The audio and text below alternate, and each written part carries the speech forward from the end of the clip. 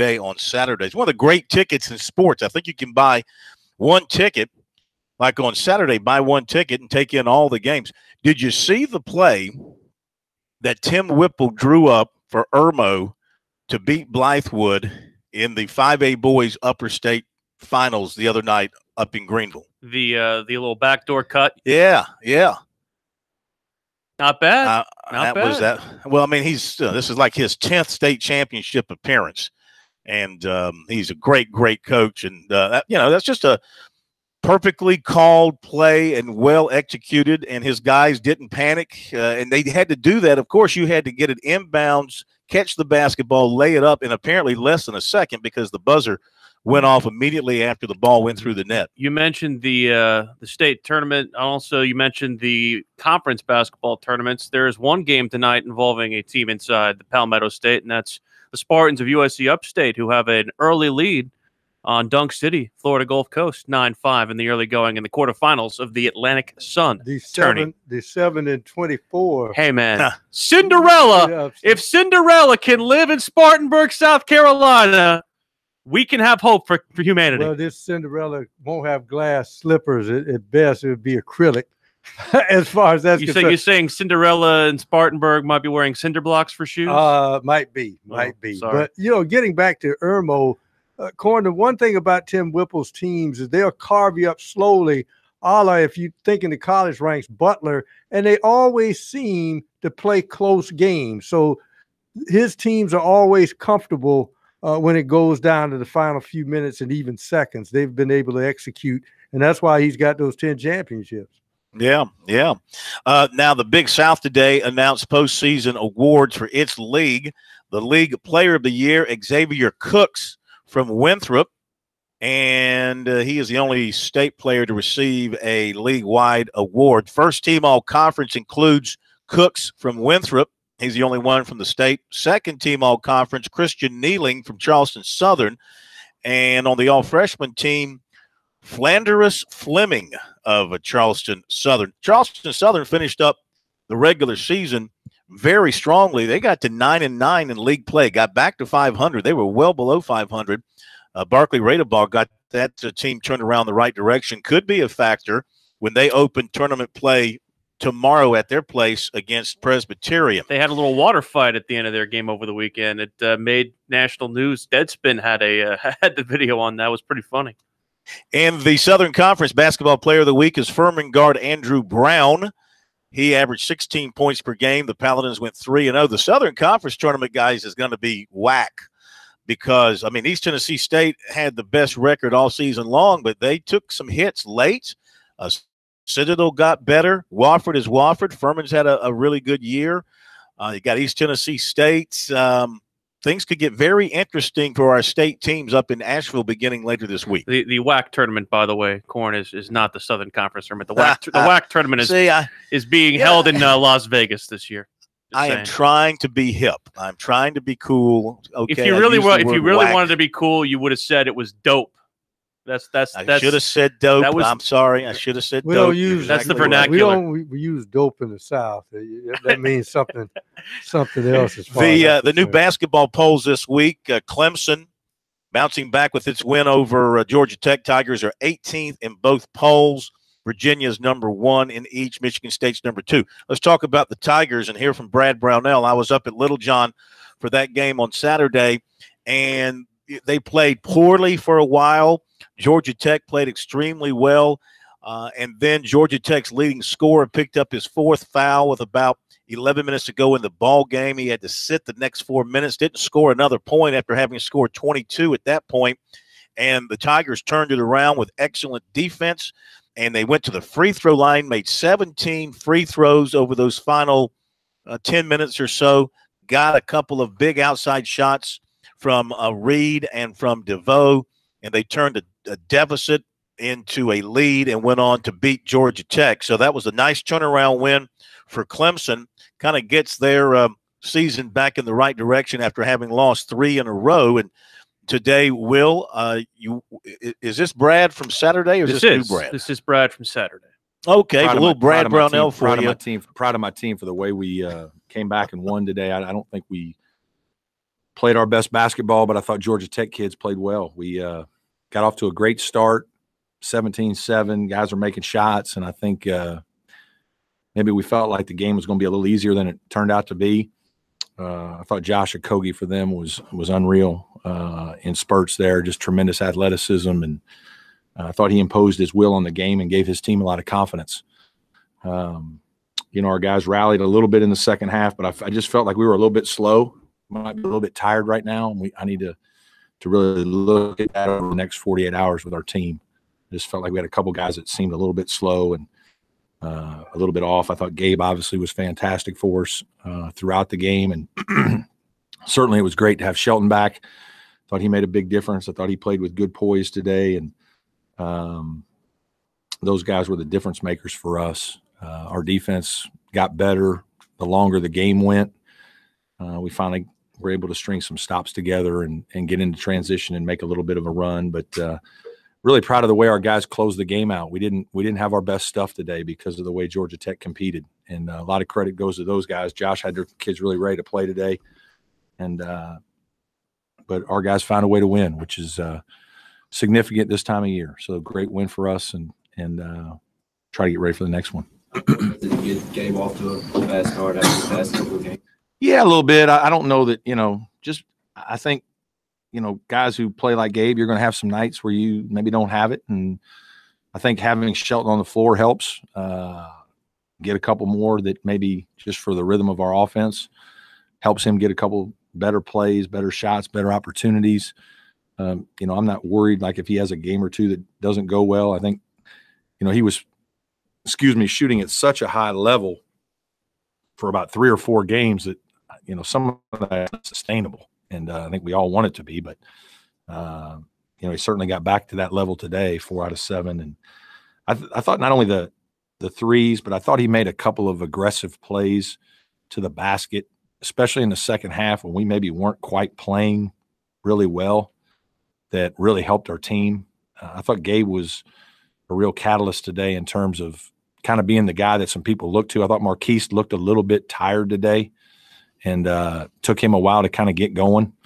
And so I thought, in the middle of the second half, Gabe made some really good plays. We were really struggling to kind of help our team. And so I thought his performance was really significant today.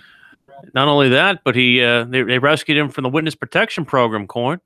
Yeah, really. I mean, it was a great bounce-back game for him. But, if you listen to the players and Brownell talk after the game about the losing streak, it wasn't a case where he felt like, and the players felt like they played horribly. They just had to play good teams and just got beat. Now, DeVoe didn't shoot it all that well. They missed Mitchell. There's no question about it. Mitchell helped set up DeVoe and Reed because of his penetration and his quickness down the floor. He sets those guys up for a lot of their outside scoring, and they missed him when those two was out. There's still too many turnovers while Winchell was out. That's the unfortunate part.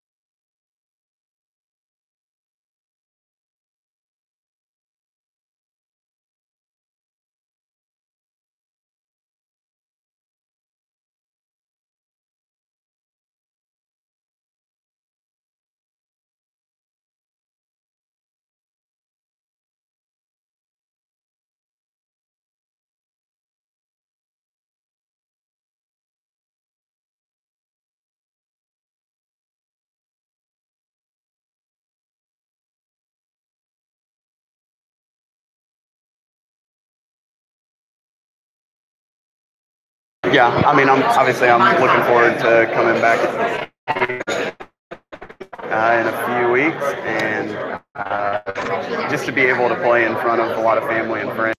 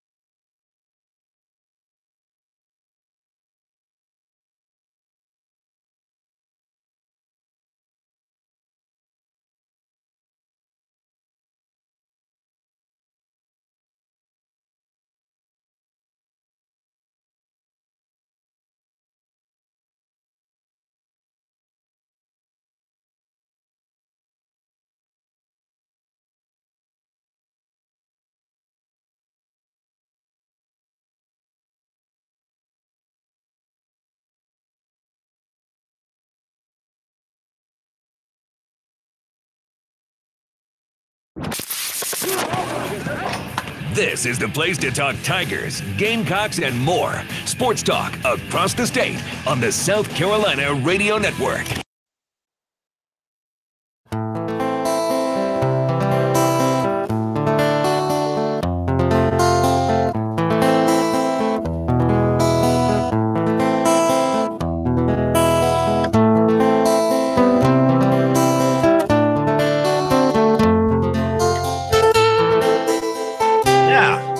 Now, is there a reason we're playing this bumper? We were talking about this earlier. Does this have any significance, or is it just music selection? I think Brian is trying to diversify our musical portfolio. Okay. Is there a problem with that? In other words, no, I happen to like that Will's song. head. They got stuck in Will's head. It's stuck in Will's head. That's cool. I'm all good with that.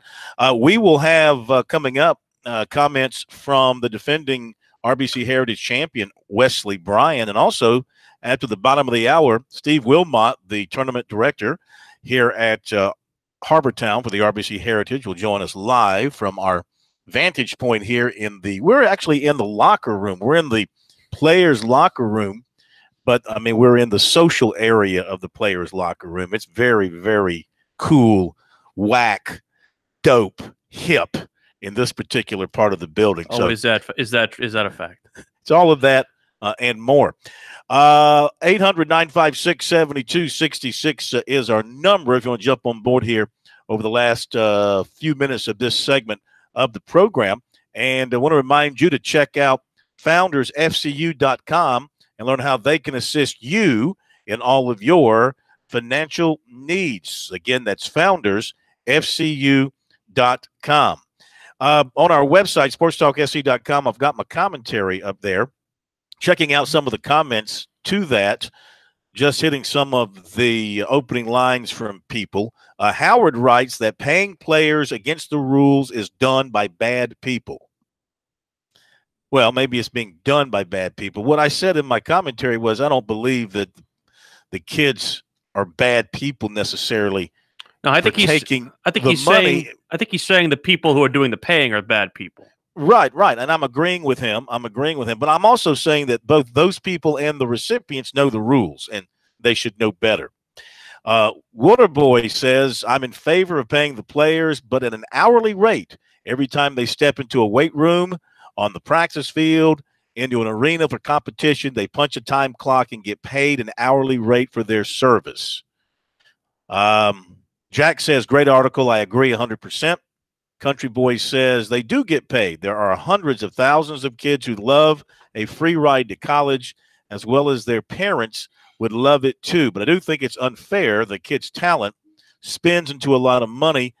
That jersey number is sold at concessions because that kid made that number famous. No one's saying that the college kids don't get a free ride or that they don't get things that the other college kid can't do, but there are also things that the normal college kid can do, i.e. earn money, i.e. take jobs, i.e. be able to pay for things like, you know, hey, what if someone wants to like go out and have a meal or go out and have a date with a woman? Like that's the kind of thing. Like you don't have what we would call disposable income to be able to do that. They do now. They get a stipend. No, they don't. They get their room and board and books. No, they do not, Will. They are now receiving a stipend. Each athlete gets a check for $2,400 a semester. It's menial.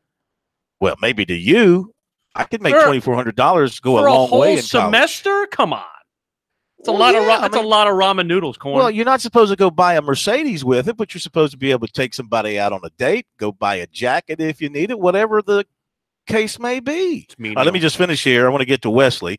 Robert James says, I agree completely.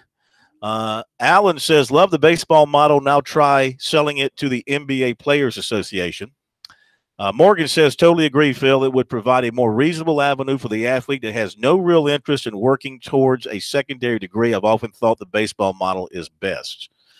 I do think baseball, the colleges and the pros have got a good thing there, and it should spread to the other sports. Now, here at the RBC Heritage, it's the 50th Media Day. Cannot believe it's the 50th year of the RBC Heritage. I've been here for like over 30 of them, I think, for the most part. And today was the annual Media Day. We get a chance to pretend that we're golfers. Some of the people out there really are golfers. Wesley Bryan, the defending champion, South Carolina kid, son of George, was here today to talk with the media. Here is some of what he had to say as he looks forward to defending his championship in April. Yeah, I mean, I'm looking forward to coming back here and defending in a few weeks, and just to be able to play in front of a lot of family and friends on a golf course that I'm familiar with. It's something that I'm really looking forward to. I don't know if you've been back since, but what is it like now that it's sunken in? You know, just that it was your first win, it was Easter Sunday, like everything that went into that. When I was driving through the gate, this is the first time being back since I won it, and obviously those emotions come flooding back. Like, well, shoot, I guess it really set in. I did win, and I was in a coffee shop this morning, and someone was like, "Wait a second, did you win the air?" I was like, "Yeah." But to be able to do it on Easter Sunday, like you brought up, was something that was really, really special and something that I'm never going to forget. Wesley, to be the defending champ here for the 50th anniversary, I mean, there's going to be a lot of eyes on this tournament. Talk about being the defending champ for this special occasion. Yeah, with some of the recent commitments, Dustin coming over here to play, it's going to be a really big, fun 50th anniversary, and to be able to defend on a golf course that obviously I'm really comfortable on, I'm looking forward to the challenge. Do you feel like this is your tournament? I mean, this is the South Carolina's only one, and you feel like this is yours? I don't feel like it's mine by any stretch, but it's definitely one of the tournaments that I feel like gives me the best chance to compete and do well. Just one, it's a course that I've grown up and I've played a lot. Two, it's a golf course that kind of fits my style, and with smaller greens and more of an emphasis on short game. It's definitely one of those golf courses that I can see myself doing well on for many years. What's your biggest memory of a year ago? Man, it really was all such a blur. Just my fondest memory looking back probably was the time that me and my wife got to spend together, just driving home at midnight on our way back from here. It really got to reflect and sit down and let everything slow down once all the dust settled. It was a pretty sweet time to What has it been like, the fact that you live in Augusta and play at Forest Hills, and like you said, for some of these guys, maybe you went at the Shell Houston Open and you've got a week to prepare. You're on the opposite end of that, where you've had a whole year to think about the Masters. And what is it like now that we're about a month out? It's still crazy that it's been this long and still haven't played the Masters yet, but I'm obviously looking forward to it. Going to be able to sleep in my own bed and get probably a few more practice rounds than a normal rookie would be getting in out there, just because it's such close proximity. And looking forward to it. It's going to be a fun week, but at the end of the day, it's just another golf tournament, and have to be ready to go once Thursday rolls around and treat it just like every other tournament. All right, Wesley Bryan, who did a great job representing himself and the state of South Carolina with his win here last year at Harbortown. Looking forward to seeing what he can do this year. It's going to be kind of weird for him, guys. I mean, he is going to have to play in the Masters, of course. I mean, that's a great honor, and he's certainly looking forward to that. But then all that focus, and he wants to go to the Masters and make the cut so badly and maybe even contend if he can. But then he's got to come here to Harbortown and defend and reset the mind. That'll be kind of unusual for him as a defending champion, first time, and also coming off his first Masters appearance. Well, it's hard to not almost kind of put all your eggs in one basket with the Masters, just because of the fact that, it is such a prestigious tournament and it's the first time you get to play it. And you wonder whether or not you get another opportunity to do that. So in that vein, you kind of want to keep your focus on that, not necessarily making the Heritage as an afterthought, but obviously that one could provide a lot more of an increased exposure if, say, you not only make the cut, but get in the mix. It's more of a mental exercise, in my opinion. You go out to the Masters, this is your first time, go out there and play golf for what you started to do, having fun with it, and then work on your game as you get to the next week down at Heritage. Well, RBC Heritage Tournament Director Steve Wilmot will elaborate on all that and more when he joins us here from the Players Locker Room Lounge at Harbortown. We'll be right back.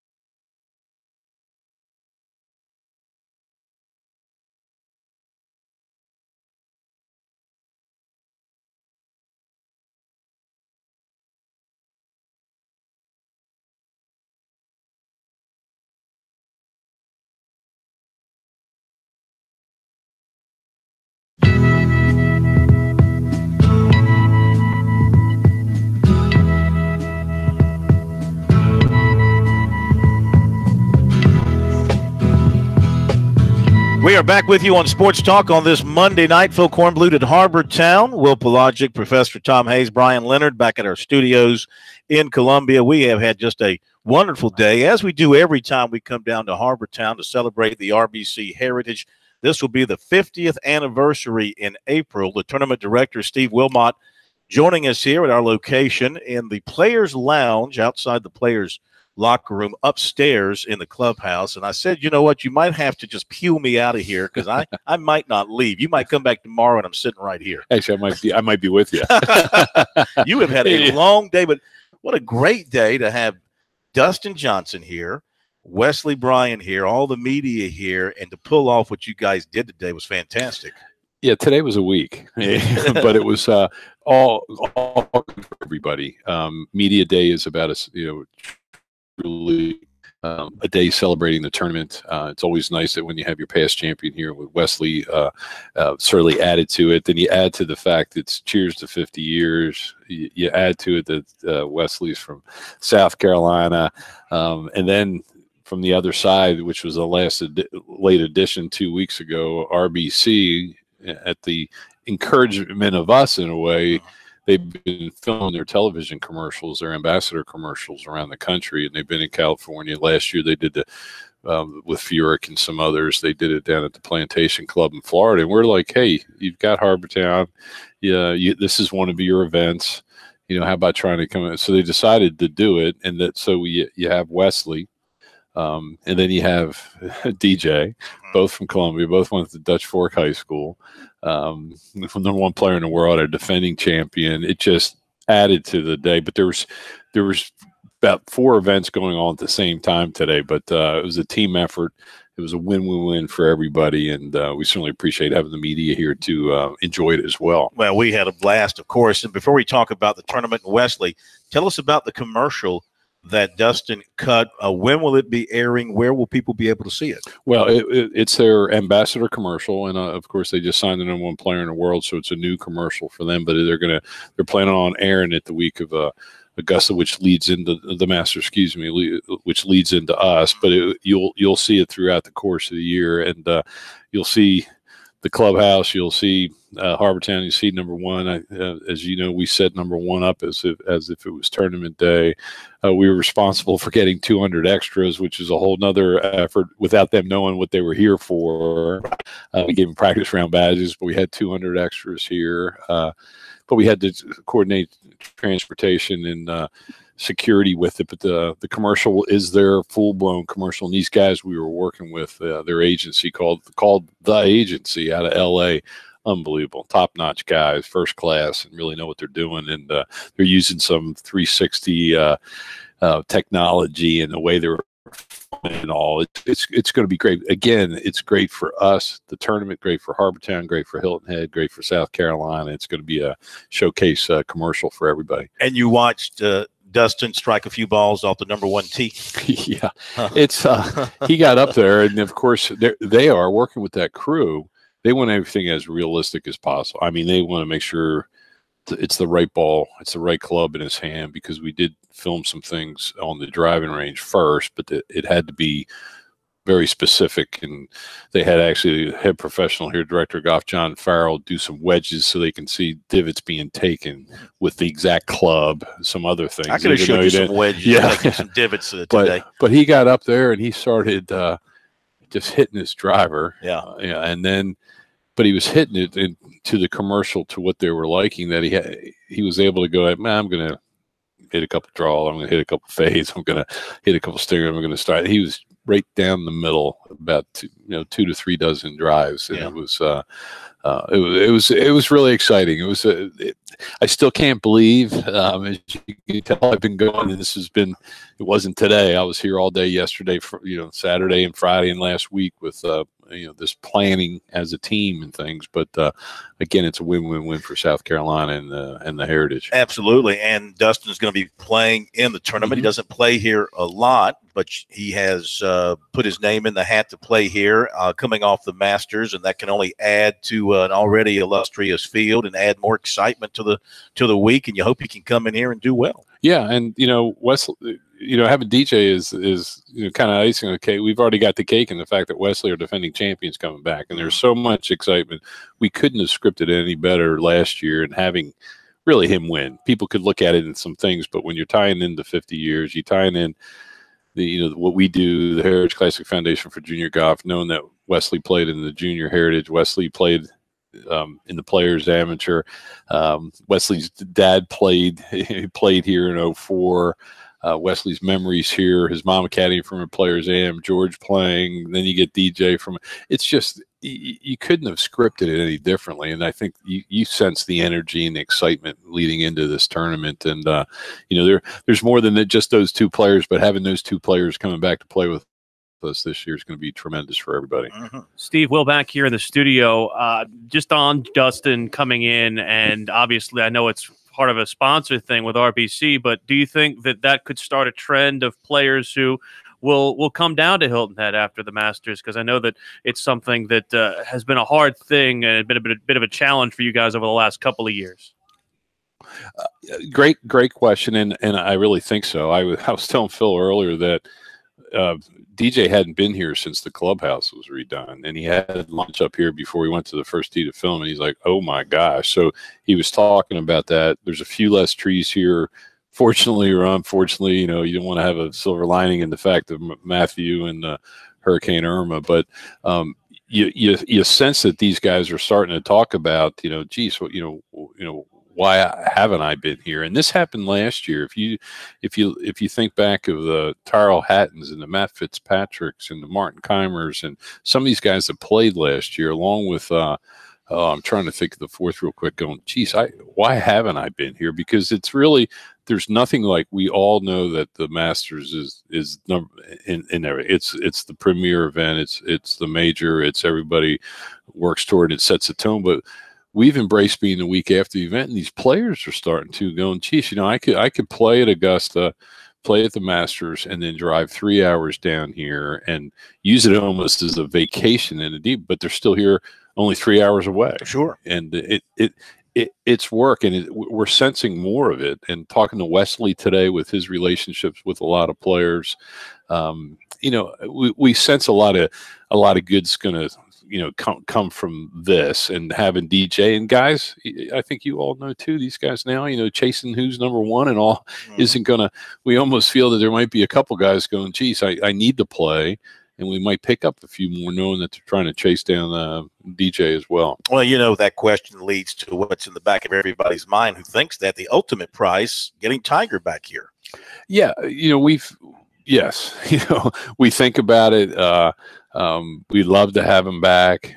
Yes, there's, he wishes he was playing this week, and unfortunately he's not, so there are those events that he can and can't get in right now, but shoot, we'd obviously love to have him. And I think you might give him a sponsor's exemption or something. He's actually exempt, but I think he definitely would be considered for one. But we want the best players in golf to be here, and we know they can't be here every year. I've learned that being around as long as I have with the tournament. These guys, get married, or they get engaged, they get married, they have kids playing ball games or in plays and things, and that happens. But we've put a little extra oomph, or a little push to these players and talking to them about, hey, this is our 50th. We're one of only a handful of events that have played on the same golf course for 50 years. Help celebrate with us this year. I'll give you a pass next year. I want them here every year. Yeah. But let's come play and come join us. So Steve Wilmot, the tournament director for the 50th annual RBC Heritage, is with us here from Harbor Town. We've got a break coming up. We'll continue with him on the other side and get a few more details about what's in the works for number 50. What will people find different? What kind of twists are they putting on the 50th anniversary? If you take a look at the 18th hole, the one of the most beautiful golf holes in golf, of course, the most talked about hole here on the 18th, here on the course, and you see the very famous tower in the back. It's all decked out in plaid. We'll talk about that too. We'll be back with more from here in Harbor Town in a moment.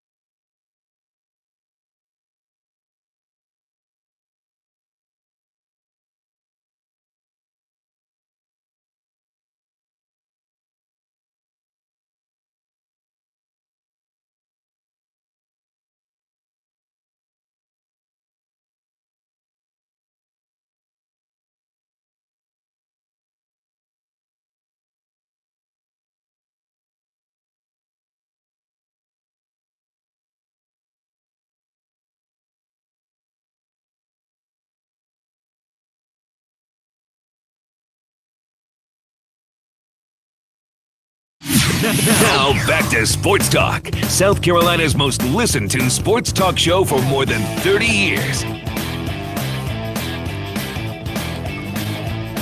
Lighthouse.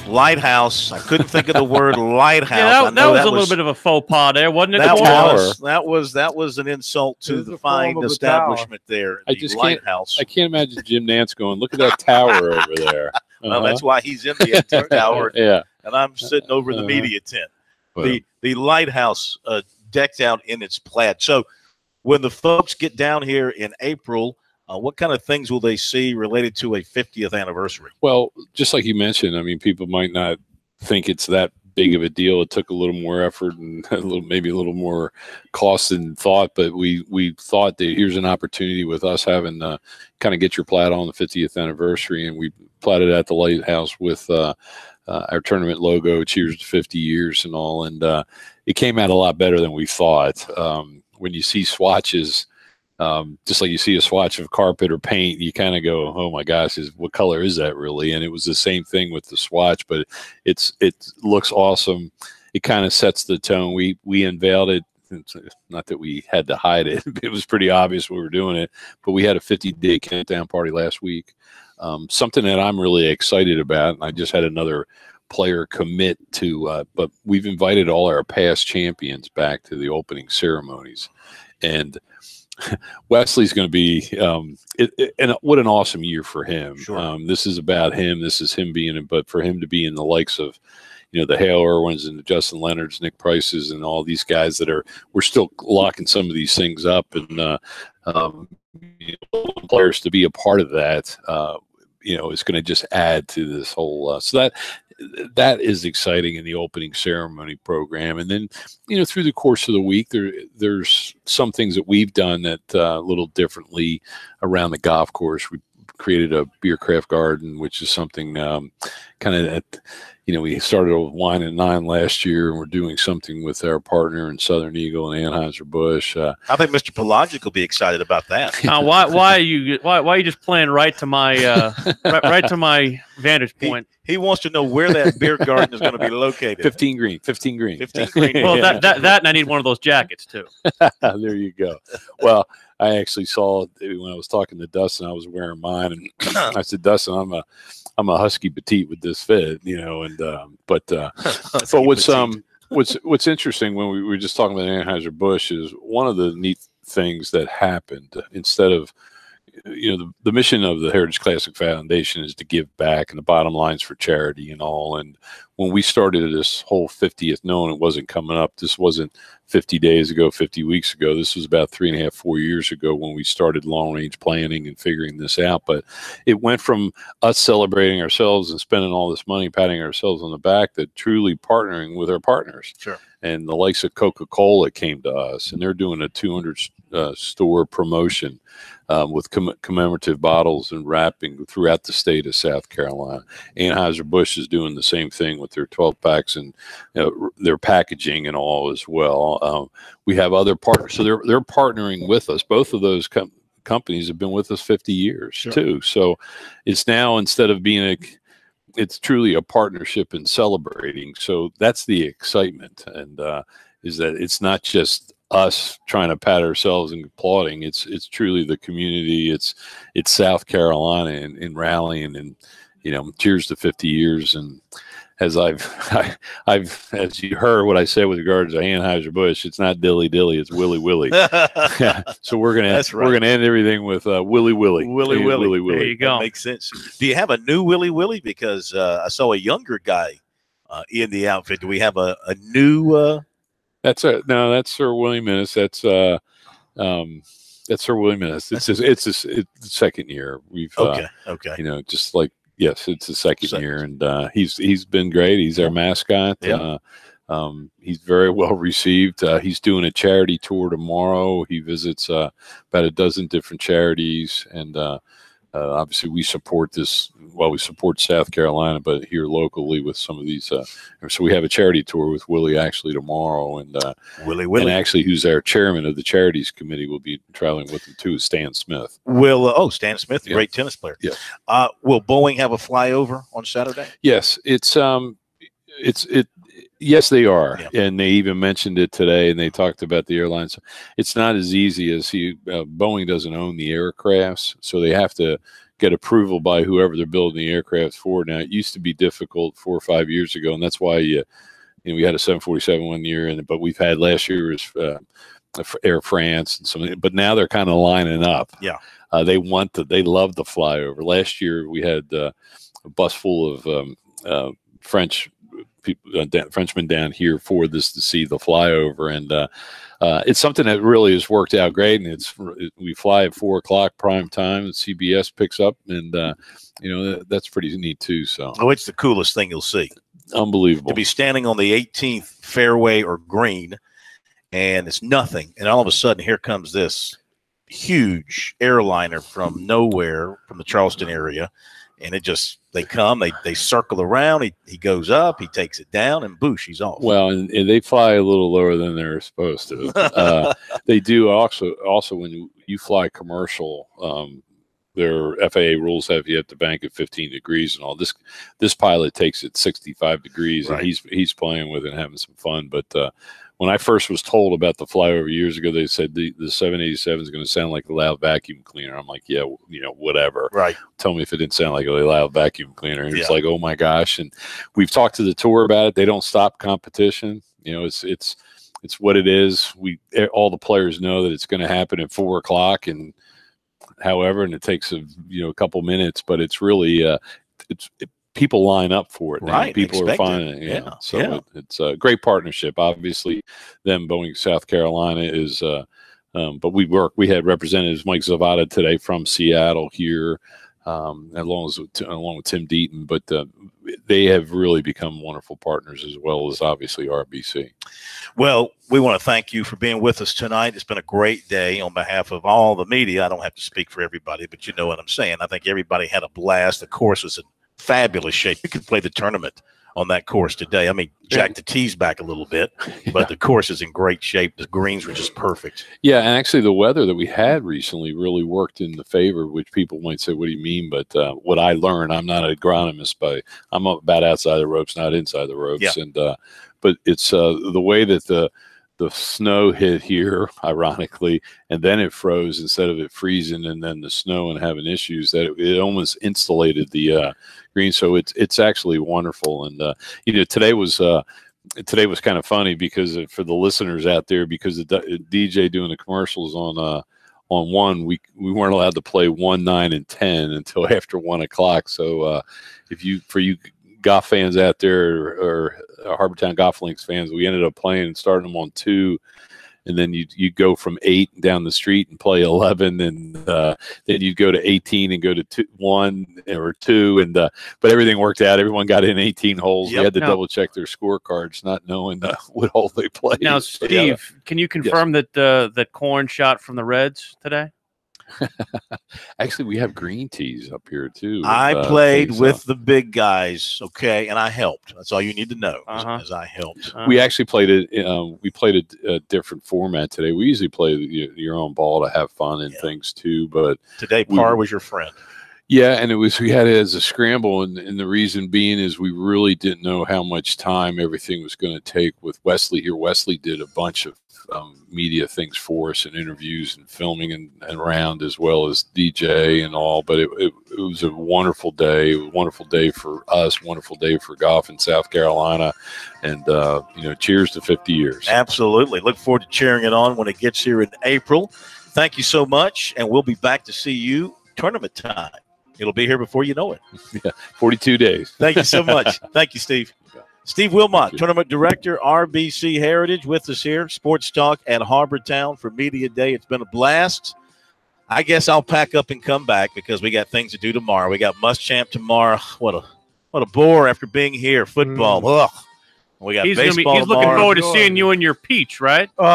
Upset watch. Lower seeded USC Upstate down only 3 at the half at Florida Gulf Coast in the Atlantic 10-20. Atlantic Sun. Can't wait to watch that somewhere. Have a great night, everybody. We'll see you tomorrow. Busy day tomorrow. We'll have it all for you. Have a good night.